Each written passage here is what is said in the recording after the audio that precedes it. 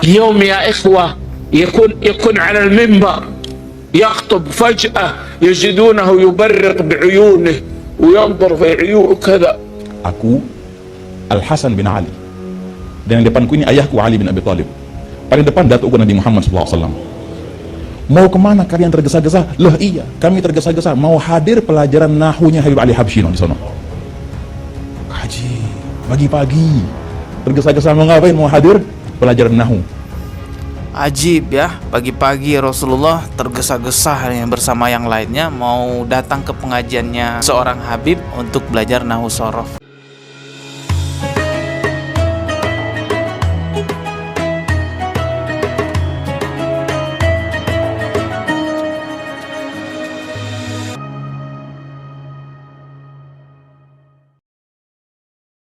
Beredar video salah satu imam besar Masjidil Nabawi yaitu Syekh Sulaiman Ar-Ruhaili mengkritik video viral Habib Umar yang terlihat dalam sebuah video tersebut ya, yang viral Habib Umar ini matanya seolah-olah melihat sesuatu dan banyak yang menarasikan bahwa Habib Umar sedang melihat Rasulullah datang di majelisnya.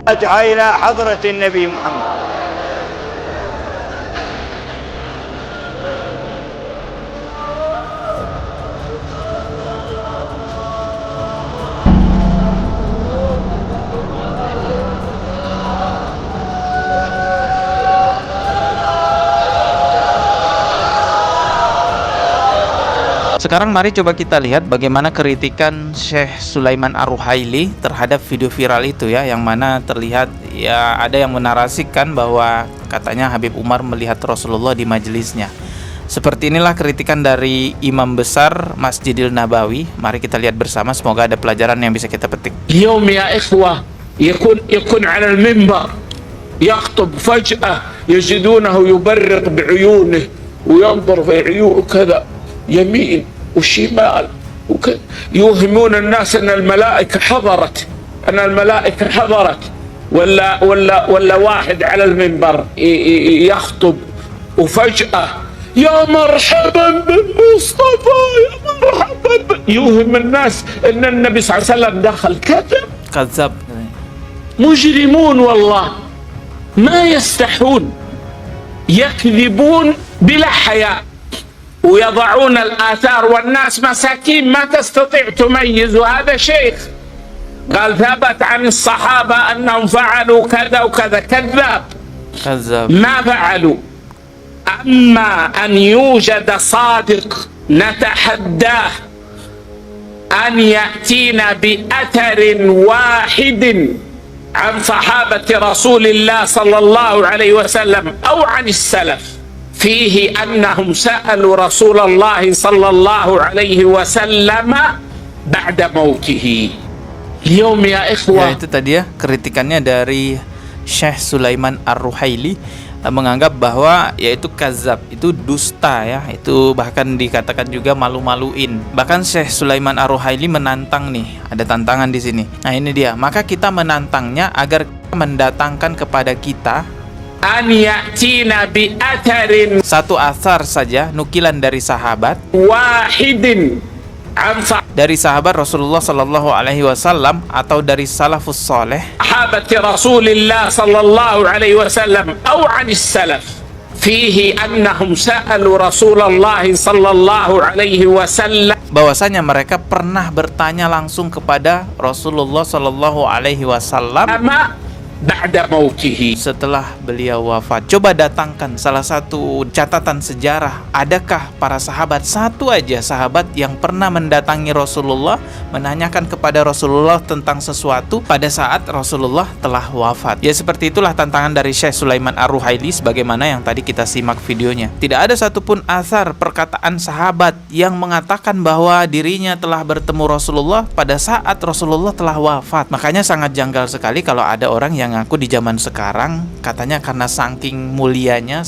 saking tingginya ilmunya bisa menghadirkan Rasulullah di majelisnya. Kalau mimpi masih ada kemungkinan benar ya, mimpi ketemu Rasulullah itu masih ada kemungkinan benarnya. Tapi kalau ketemu langsung deh, berhadap-hadapan langsung dengan Rasulullah sampai tercengang melihat Rasulullah begini, wah itu katanya Syekh Sulaiman Ar-Ruhaili malu-maluin dan itu kazab, dusta.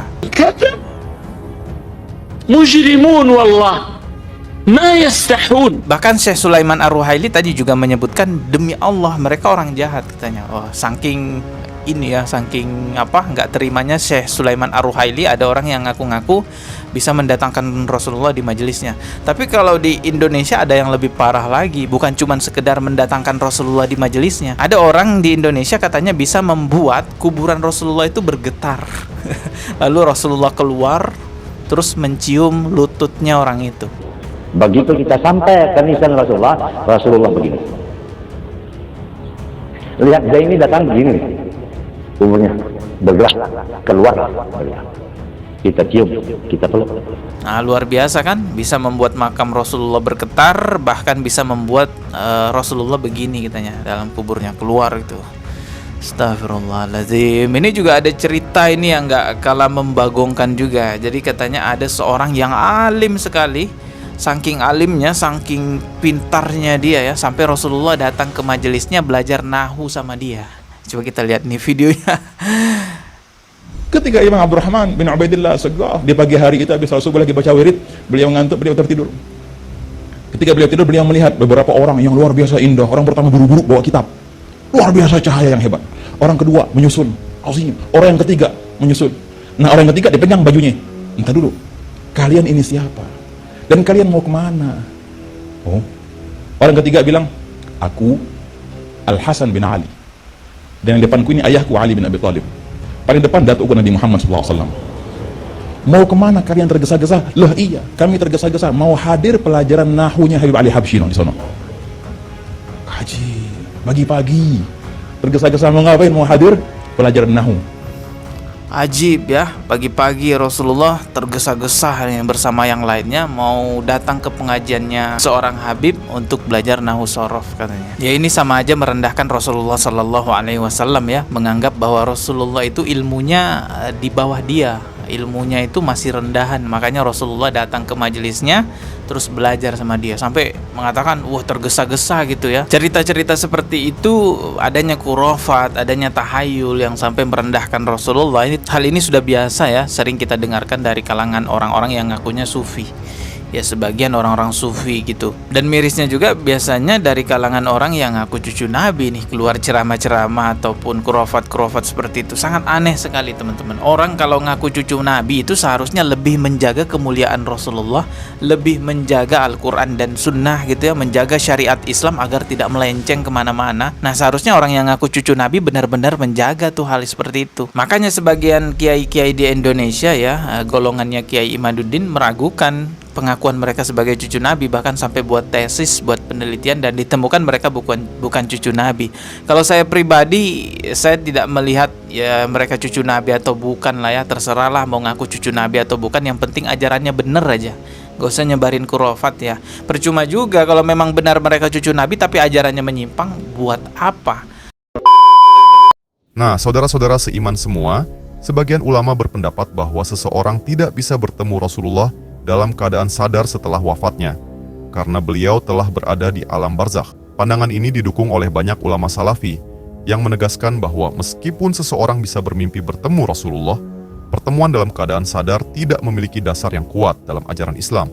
Mereka biasanya merujuk pada hadis dan pendapat para ulama klasik yang menyatakan bahwa setelah wafat, Rasulullah tetap berada di makamnya hingga hari kiamat. Di sisi lain, ada ulama yang percaya bahwa ruh Rasulullah bisa menampakkan diri dalam keadaan tertentu kepada orang-orang pilihan Allah. Pendapat ini sering muncul dalam tradisi tasawuf, di mana beberapa ulama sufi meyakini bahwa para wali atau orang-orang saleh bisa mendapatkan pengalaman spiritual yang mendalam, termasuk klaim pertemuan dengan Rasulullah.